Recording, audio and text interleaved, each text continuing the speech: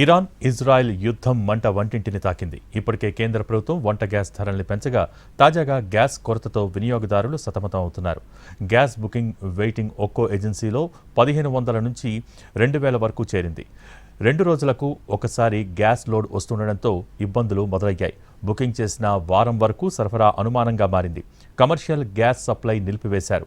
ఏజెన్సీలకు పరుగులు పెడుతున్నారు జనం. నిజామాబాద్ జిల్లాలో గ్యాస్ కొరతకు సంబంధించిన మరింత సమాచారం బాలకుమార్ అందిస్తారు. ఇజ్రాయెల్ యుద్ధ ప్రభావం వంటింటిని తాకింది. వంట గ్యాస్ కొరత ఏర్పడింది. చాలా చోట్ల వంట గ్యాస్ కొరతతో అల్లాడుతున్నారు. రంజాన్ పండుగ నేపథ్యంలో ఇటు హోటళ్ల నిర్వాహకులు కూడా గ్యాస్ సరఫరా లేక తీవ్ర ఇబ్బందులు పడుతున్నారు. మరోవైపు గ్యాస్ బుకింగ్స్ పైన తీవ్ర ప్రభావం పడుతుంది. గ్యాస్ బుకింగ్కు వారం 15 రోజుల పీరియడ్ చూపిస్తున్నారు. గతంలో బుకింగ్ చేసుకున్న 2 రోజుల వ్యవధిలోనే గ్యాస్ సప్లై చేసేవారు. కానీ ప్రస్తుతం మాత్రం దాదాపుగా వెయిటింగ్ లిస్టు 1500 పైగా ఉన్నట్లు గ్యాస్ నిర్వాహకులు అయితే చెప్తున్నారు. బుకింగ్ చేసుకున్న తర్వాత 5 నుంచి 6 రోజుల వరకు కూడా గ్యాస్ సప్లై చేసే పరిస్థితి కనిపించడం లేదు.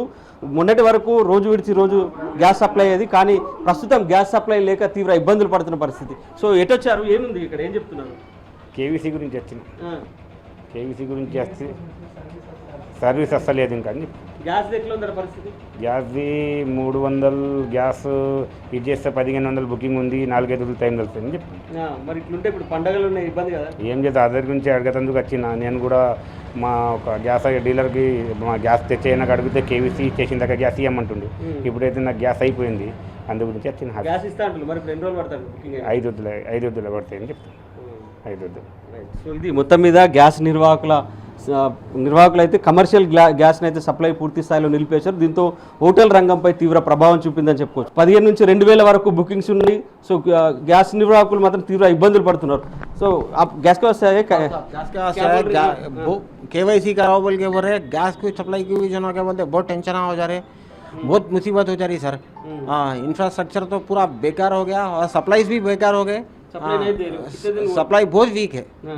సో ఇది మొత్తం మీద అయితే వినియోగదారులు అయితే ఇబ్బందులు పడుతున్నారు. చాలా చోట్ల గ్యాస్ సప్లైలో తీవ్ర కొరత అయితే నెలకొని ఉంది. సో సంబంధించిన నిర్వాహకులు ఉన్నారు. ఎట్లా ఉంది సప్లై, ఎట్లా తేడా ఎట్లా ఉంది? గ్యాస్ రావడం లేదు. గ్యాస్ రావడం వల్ల ఈ ప్రాబ్లం ఉన్నది అంతే.